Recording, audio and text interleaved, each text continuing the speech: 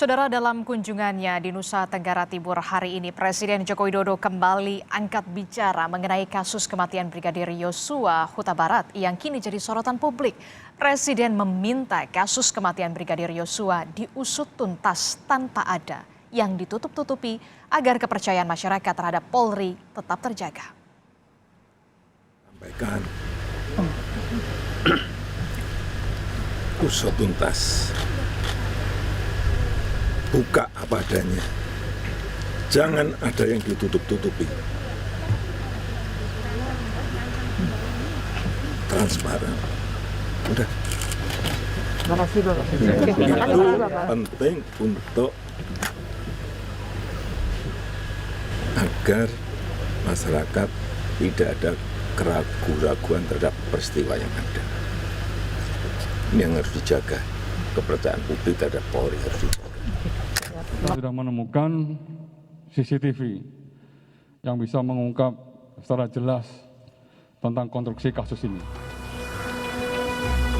Tim khusus bentukan Kapolri akhirnya menemukan CCTV tewasnya Brigadir Y di rumah dinas Irjen Verdi Sambo. Saat ini tim khusus sedang mendalami rekaman CCTV. Polri berjanji akan menyampaikan ke publik hasil analisis tersebut.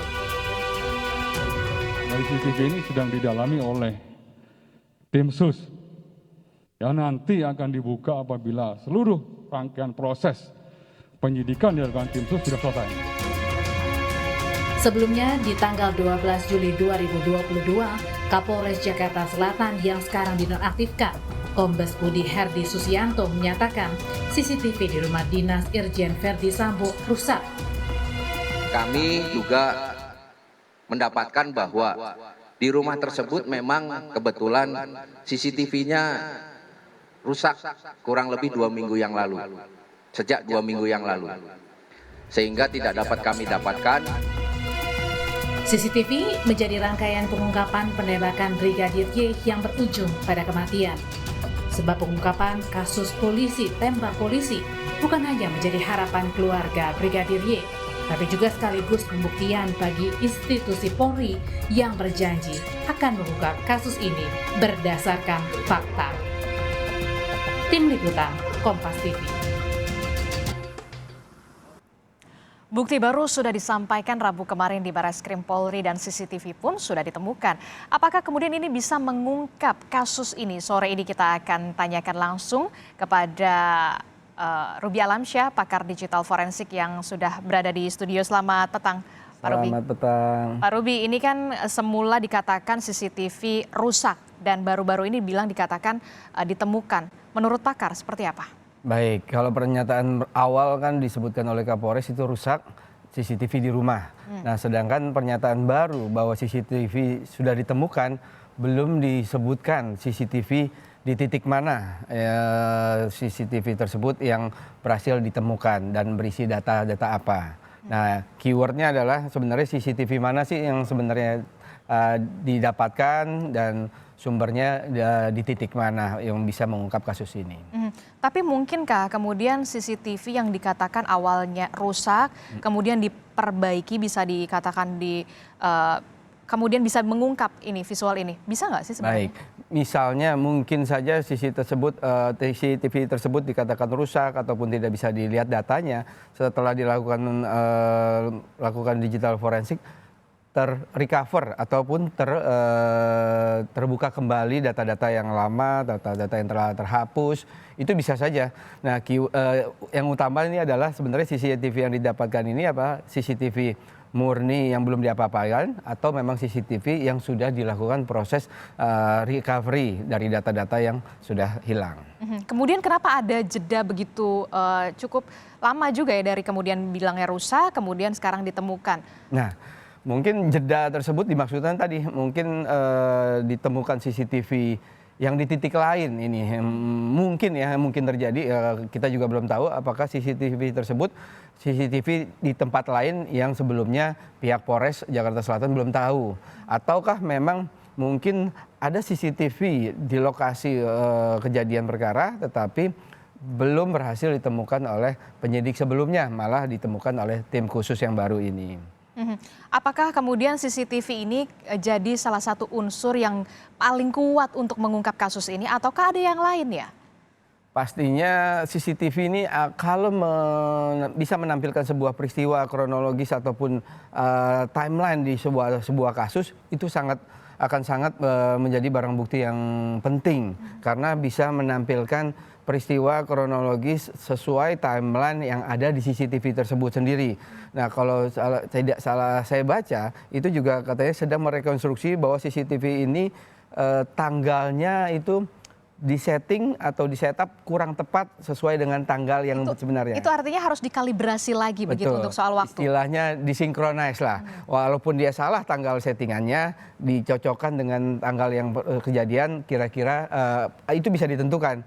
Itu sebenarnya kejadian hari H jam sekian dengan CCTV yang salah setting waktu bisa ditentukan waktunya yang sama persis.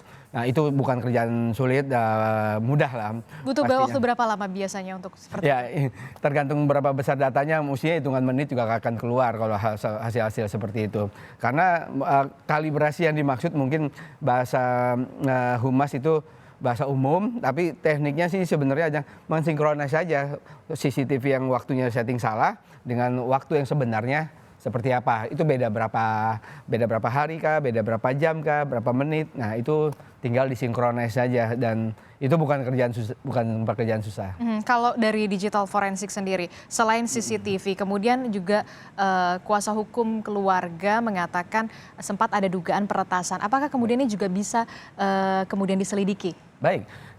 Dugaan peretasan ke WhatsApp atau ke handphone keluarga itu sangat bisa untuk diselidiki. Apakah itu dilakukan oleh pihak-pihak yang menunggangi kasus ini atau pihak lain, ataukah memang ada pihak tertentu yang khusus yang khusus terkait kasus ini mengakses data tersebut. Nah, itu bisa diketahui illegal aksesnya kapan, oleh siapa, pakai tools apa, metode apa, itu bisa dilakukan digital forensik untuk mengungkap hal itu semua. Kan kalau kita lihat kemarin memang di rumah di Duren 3, kemudian di rumah dari Irjen Verdi Sambo yang diteliti, kemudian apakah mungkin CCTV dari beberapa rumah atau beberapa lingkungan lain juga bisa diambil sebenarnya?